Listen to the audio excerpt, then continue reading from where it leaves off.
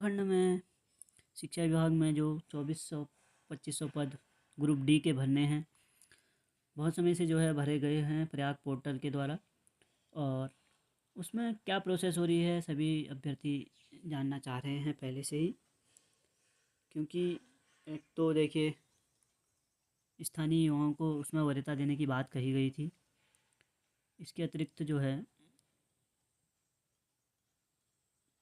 जो योग्यता थी उसमें मिनिमम शायद 8वीं पास रही है शायद, लेकिन बावजूद इसके इतने सारे जो फॉर्म भर दिए गए हैं उस पर जो है संशय बना हुआ है इतनी बाध्यता होने के बाद भी, क्योंकि आप सभी जानते हैं रोज़गार पोर्टल के आउटसोर्स से जो भी भर्तियां हो रही हैं उसमें 18% सीधे जो है जीएसटी वेतन में से काट लिया जाता है। तो कितना इसमें बचेगा वेतन ये तो हम कह नहीं सकते हैं अभी हाल फिलहाल, क्योंकि देखिए ऐसे ही सीआरपी बीआरपी में भी 18% जीएसटी काट के और अन्य काट के जो है 40,000 की जो पोस्ट थी उसमें 28,000 समथिंग के आसपास मिल रहा है। तो वैसा इसमें भी होना है। बावजूद इसके इसमें इतने सारे जो हैं पद के सापेक्ष जो है फॉर्म है वो ज़्यादा भरे गए हैं और प्रोसेस भी जो है कछुए की भांति चल रही है। रैंडमाइजेशन के संबंध में निदेशक माध्यमिक शिक्षा मुकुल सतीश जी द्वारा क्या कहा गया एक न्यूज़ चैनल को अपने दिए गए जो है वक्तव्य में आगे देख सकते हैं आप और अंदाज़ा लगा सकते हैं कि प्रोसेस किस ओर जा रही है। देखिए, चतुर्थ श्रेणी की जो भर्तियाँ होनी है वो आउटसोर्सिंग के आधार पर होनी है। आउटसोर्सिंग का गवर्नमेंट का एक सिस्टम है कि जितनों को जो भी भरेगा उसमें वो प्रयाग पोर्टल में अपने आप रजिस्टर कराएगा। अब प्रयाग पोर्टल जो है वो हमारा जो सेवा योजन कार्यालय है उनका अपना पोर्टल है, गवर्नमेंट का अपना पोर्टल है।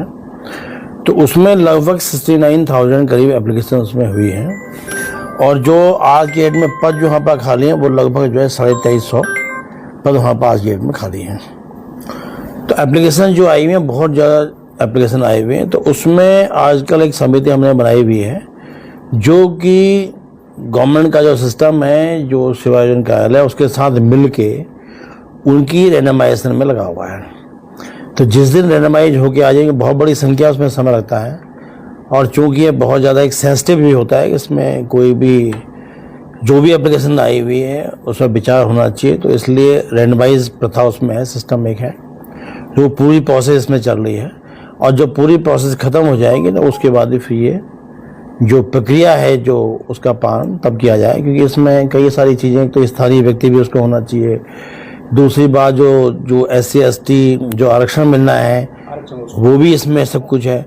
तो काफ़ी ज़्यादा इसमें इश्यूज हैं तो उसको पूरा सॉल्व किया जा रहा है। पूरी प्रक्रिया पारदर्शी होनी चाहिए, उसके भी पूरे प्रयास हो रहे हैं। 100% पारदर्शी होगी तो तभी कुछ हो पाएगा। सर बताया जा रहा है कि कुछ मामला जो है कोर्ट में भी विचाराधीन है, क्या ये पूरा मामला है? नहीं, कोर्ट का देखो अलग इशू था। कोर्ट का इशू ये था कि जो लोग PTA ने जिनको रखा हुआ था तो उसका भुगतान PTA ही कर रहा था। तो ऑनरेबल हाई कोर्ट ने कहा कि इनको भी आप लोग सम्मिलित कर लीजिए, तो उनकी भी सम्मिलित कर लिया, उनकी ऑफलाइन उनकी एप्लीकेशन की प्राप्त कर ले गए हैं। ये नहीं कहा गया इनको रख लीजिए, नहीं कहा गया, उनको सम्मिलित करिए कहा गया, तो सम्मिलित किया जा रहा है। हाँ बस। सर अब प्रयाग पोर्टल के पास डाटा आ चुका है और पर्याप्त समय भी हो चुका है, आखिर क्या ऐसे कारण है कि जो है ये प्रोसीजर आगे बढ़ने में समय लग पा रहा है? कारण देखिए कुछ नहीं है इसमें, देखिए समय तो लगता ही है। देखिए पूरी इतनी सारी एप्लीकेशंस हैं, देखने में देखिए समय लगता है और ये क्योंकि ये हर तबके से जुड़ा हुआ मामला है, कहीं भी कोई चूक ना हो जाए उसका पूरा प्रयास किया जा रहा है। और मेरा ये भी प्रयास रहा कि इसको जो है पारदर्शी तो है ही है लेकिन रिकॉर्ड भी सबके सामने आए, जिससे कोई गलती कहीं पर कोई भी अवसर नहीं मिले। यदि किसी भी इस तरह कोई गलती होगी तो फिर क्षमा नहीं होगी। क्या माने सर, कब तक ये भर्ती पूरे होने का? अभी मैं एकदम से तो आपको कुछ नहीं बता पाऊंगा, लेकिन इतना जरूर बताऊंगा कि भर्ती प्रक्रिया गतिमान है। नहीं, काफी लंबा समय से हो चुका है। हाँ, वो भी लोग चाह रहे हैं कि जल्द से जल्दी भर्ती हो जाए, क्योंकि लगभग जो है इसी वर्ष हो जाएगा तो अगले वर्ष का इंतजार करना पड़ेगा। कुछ लोग तो कह रहे हैं कि अगले वर्ष भी जा सकती है। नहीं, ऐसा नहीं है। कहने से क्या होता है, कहने से कुछ नहीं होता। सरकार तो खुद चाहती है कि हर प्रक्रिया पारदर्शी प्रक्रिया हो, इसलिए हमारी गवर्नमेंट ने हमें दिखा हुआ नकल विरोधी कानून भी लाई। सारे आजकल बच्चे निकल रहे हैं, विदाउट किसी के एक बच्चा 2-2 3-3 एग्जाम में निकल जा रहा है। तो ये तो गवर्नमेंट ने पूरी व्यवस्थाएं की हुई हैं, तो वही व्यवस्था है कि पारदर्शी हो, तो इसलिए थोड़ा समय सर, इसमें लगता है। पारदर्शिता लाने के लिए क्या क्या प्रयास किए जा रहे हैं, और आउटसोर्स जो एजेंसी है उसे किस प्रकार का तालमेल आप लोग बैठा पा रहे हैं? देखिए आउटसोर्सिंग एजेंसी को तो सबसे लास्ट में मिलेगा, जब सारी प्रोसेस जो है हो जाएगी, जब पूरा रैंडमाइजेशन हो जाएगा, तब उसके बाद उनके काम जो है शुरू होता है। और उनके साथ भी MOU किया गया है, यदि उसकी इस तरह कोई गलती है तो उनका भी MOU को कैंसिल करने के लिए बाध्य भी हो जाएंगे। तो इसलिए सरकार कहीं भी नहीं चाहती कोई गलत काम हो, कोई भी ऐसी प्रक्रिया हो, किसी को भी कोई नुकसान हो, ये नहीं चाहती है।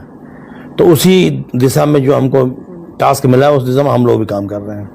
सर, जो युवा है प्रदेश का, बेरोजगार युवा, वो ये जानना चाह रहे हैं कि आखिर किस स्टेज पर ये आके रुका हुआ है मामला? हमारा स्टेज तो फाइनल स्टेज है, इस समय उसकी प्रोसेस चल रही है। हमने एक कमेटी बनाई हुई है, तो कमेटी अपना काम कर रही है, टाइम लगता है थोड़ा सा। क्या इसमें इंटरव्यू का भी शेड्यूल है? सब प्रकार इंटरव्यू कुछ नहीं, कोई इंटरव्यू नहीं है। किस बात का इंटरव्यू?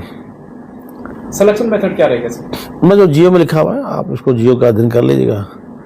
जियो में जो स्पष्ट लिखा है उसका अक्षरशः पालन कराया जाएगा।